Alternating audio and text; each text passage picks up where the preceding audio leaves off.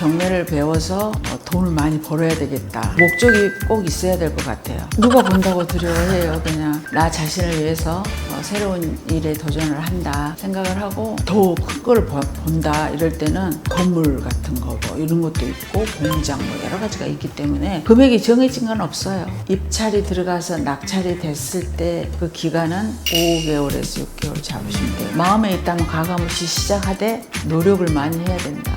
공부도 좀 하고. 네. 안녕하세요, 선생님. 네, 안녕하세요. 반갑습니다. 선생님, 처음으로 이제 유튜브 통해서 시청자분들께 인사드리게 되셨는데 간단하게 자기소개 한 번만 짧게 부탁드릴게요, 선생님. 저는 경매 시작한 지는 한 20년은 됐고요. 나이가 좀 많이 먹었어요. 아, 괜찮습니다. 나이가 좀 먹긴 했는데 네. 지인의 이제 권유로 유튜브를 시작하게 됐어요. 이제 마음속에 있는 뭐 경험이라든가 이런 거 솔직히 한번 말씀드릴게요. 네, 알겠습니다. 그래서 오랫동안 고민 끝에 시작해 주신 만큼 앞으로도 좋은 영상 많이 부탁드리겠고요. 네. 선생님께서는 이 일반적인 부동산 그런 공인중개사 분들과 달리 부동산 경매 쪽을 전문으로 하시는 분이셔서 오늘은 저희가 첫 번째 주제로 이 부동산 경매 초보자는 어떻게 시작을 해야 할까 주제로 가져와 봤어요. 초보자. 네, 일단은 경매를 전혀 모르는 사람도 부동산 경매 쪽을 시작할 수 있나요? 그냥 시작하시면 돼요. 제가 하고 싶은 마음이 있을 때 네. 시작이 굉장히 중요하잖아요.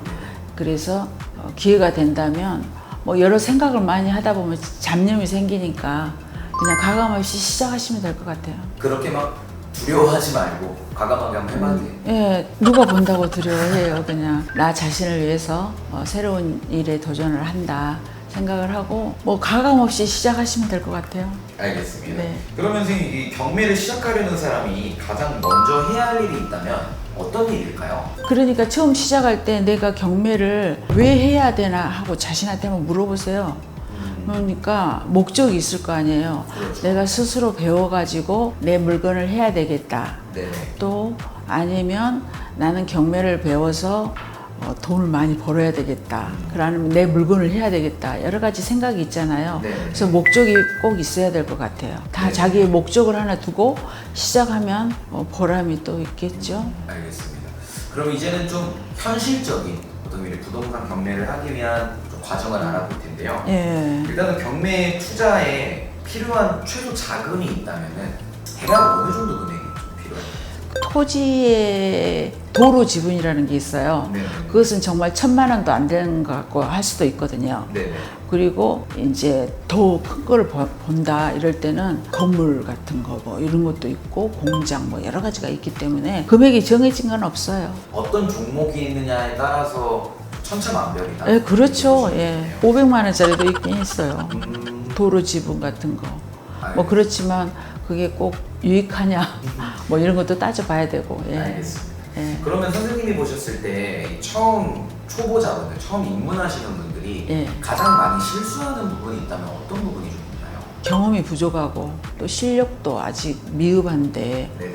그냥 쉽게 봐가지고 입찰을 들어간다든가 분석도 안 된 상태에서 입찰 들어가서 손실을 본다든가 이럴 때 좀 주의해야 돼요. 과감하게 들어간다든지 그러니까 잘 알아보고. 그래서 가감한 거는 좀 피하는 게 좋죠. 예. 그러면 선생님 그 경매로 나오는 이제 가장 어떻게 대표적인 뭐 아파트라든지 뭐 빌라, 상가 이런 쪽이 있을 때 등등 선생님이 생각하셨을 때 어떤 쪽부터 좀 시작을 하는 것이 좀 추천드리나요? 그래서 이제 돈이 좀 여유가 있으시다 그러면은 뭐 아파트가 그래도 현물 자산 중에 좀 현금 자산이라고 볼 수 있잖아요. 그래서 그거 시작하시면 좋은데 또 빌라가 좀 접근하기가 편해요.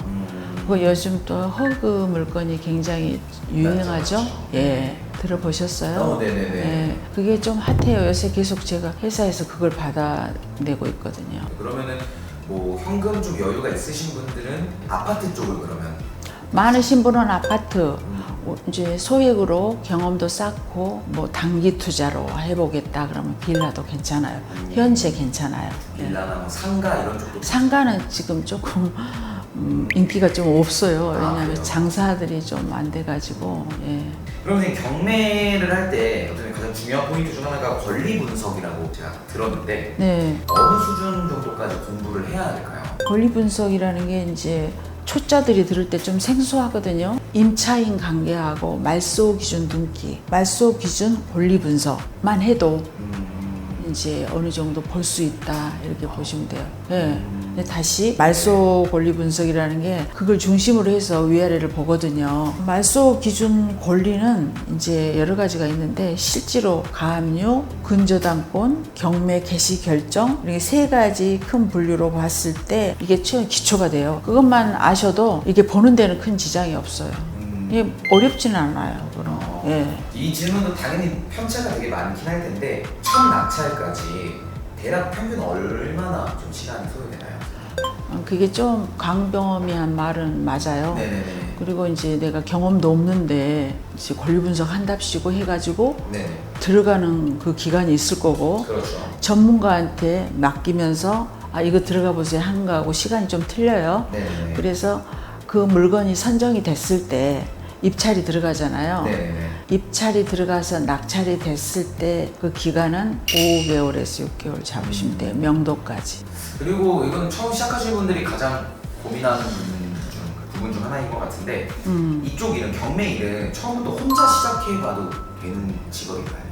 그러니까 원래 혼자예요. 그래요? 인생은 혼자니까. 그렇죠, 그렇죠. 네네. 누가 막 권유해서 가는 사람도 있지만 네. 오래전부터 내가 경매에 관심이 있다. 네네. 나 이거 꼭 하고 싶다. 네. 그래서 혼자의 결정은 먼저 중요하잖아요. 네네. 들어가서 좋은 그 멘토를 만났을 때 좀 빛을 발한다고 생각하고 돈을 버는 거하고 또 거기도 목적이 틀려요. 내가 한 번만 내 걸 받기 위해서 배운 거하고 내가 실력을 쌓아서 용환이 내 실력으로 가겠다 한 거하고 또 틀리잖아요. 맞죠. 예, 그래서 목적이 중요한 것 같아요. 예. 목적 설정은 그럼 초반에 좀 잘 명확히 해두고 이 일을 시작하는 게 낫겠네요. 그렇죠. 내가 끝까지 간다고 생각했을 때가 가장 멋있기는 해요. 네네. 저도 벌써 세월이 이렇게 됐는데 지금 생각하면 후회가 별로 안 돼요. 그래서 충분히 내 일 하면서도 부업으로도 할 수 있는 거고. 네네네. 이거 공부가 그렇게 어렵지는 않아요 요새는. 왜냐하면 사이트가 있어가지고 거기서 권리 분석이 어느 정도 되어 나오거든요. 그러면 선생님 그 초보자가 이 일을 시작했을 때 좀 추천하지 않는 경매 종목이라든지 매물이라든지 이런 부분도 있나요? 이런 매물은 좀 피해라. 당연히 있죠. 어떤 거 있을까요? 그러니까 초짜가? 네. 초짜가 실력이 없는데 가격이 많이 떨어졌다고 이거를 내가 해보겠습니다. 그럴 때는 혼자는 안 되니까 그 보호를 받으면서 한다 하면 가능해요. 그러면서 또 자기도 배우고 그렇죠, 그렇죠. 경험이 쌓이는 거예요. 점점 실전이 가장 맞습니다. 중요하거든요. 예. 그럼 오늘은 첫 시간인 만큼 좀 이 경매라는 좀 생소한 부분에 대해서 같이 한번 이야기를 나눠보았는데 그 말씀 너무 잘 해주셨어요. 되게. 그래서 앞으로도 저희 같이 이렇게 경매에 관해서 알아볼 거고요. 마지막으로 선생님 그러면은 경매를 처음 시작하는 분들께 한 가지 조언을 해주신다면 어떤 조언이 있는지 한번 말씀해 주시면서 영상 마무리해 보겠습니다. 조언을 한다면 그냥 마음에 있다면 가감없이 시작하되 노력을 많이 해야 된다. 공부도 좀 하고. 네네. 오늘 너무 좋은 말씀 감사드리고요. 저희 이제 앞으로도 좀 유익한 영상과 재미있는 영상들로 찾아뵙겠습니다. 감사합니다. 감사합니다.